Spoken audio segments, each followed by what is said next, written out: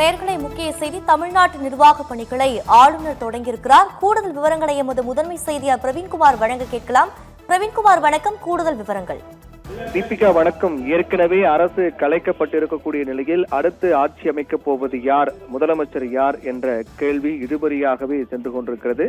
இந்நிலையில்தான் +2 தேர்வு முடிவுகள் இன்று திட்டமிட்டபடி வெளியாகும் என்று கடந்த சில நாட்களாகவே அது தொடர்பான சந்தேக கேள்விகள் எழுந்து கொண்டு வந்தன. ஏனென்றால் அரசு அமையாத நிலையில் யார் ஒப்புதல் கொடுப்பார்கள் என்ற கேள்வி எழுந்த நிலையில் திட்டமிட்டபடி இன்று காலை +2 பொதுத் தேர்வு முடிவுகள் வெளியானது.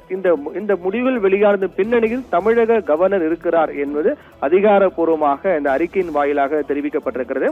கவர்னர் மாளிகை அதிகாரப்பூர்வ அறிவிக்கை ஒன்றை வெளியிட்டிருக்கிறார்கள். அந்த அறிக்கையில் தமிழக கவர்னர் திரு ராஜேந்திர விஸ்வநாத் அர்லேக்கர் 12ஆம் வகுப்பு தேர்வு முடிவுகளை தாமதமின்றி வெளியிடுமாறு தமிழக கல்வித்துறைக்கு உத்தரவிட்டுள்ளார்.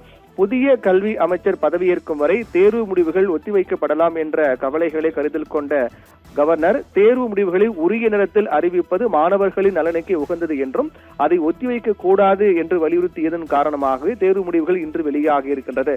இதன் மூலமாக அரசு நிர்வாகங்களை கவர்னர் கவனிக்க தொடங்கி இருக்கிறார். அதை அவர் கவனத்தில் அவருடைய கட்டுப்பாட்டுக்குள் கொண்டு வந்திருக்கிறார் என்பதுதான் இந்த முடிவினுடைய பின்னணியாக பார்க்கப்படுகின்றது. ஏற்கனவே 2 நாட்கள் 10ஆம் தேதி வரை நேற்றைய தினத்தில் ஒரு ஆங்கில ஊடக நிறுவனத்துக்கு அளித்த பேட்டியில் 3 நாட்கள், அதாவது 10ஆம் தேதி வரை அவகாசம் இருக்கின்றது என்ற அடிப்படையில் தெரிவித்திருந்தார்.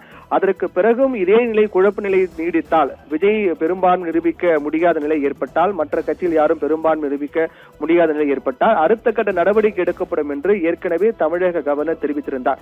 அடுத்த கட்ட நடவடிக்கை என்றால் யாரும் பெரும்பான்மை நிரூபிக்க முடியாத நிலை ஏற்பட்டால் குடியரசுத் தலைவர் ஆட்சிதான் நடைமுறைக்கு வரும் என்ற அடிப்படையில் தான் அடுத்த கட்ட நடவடிக்கை என்று அவர் கூறியிருந்தார்.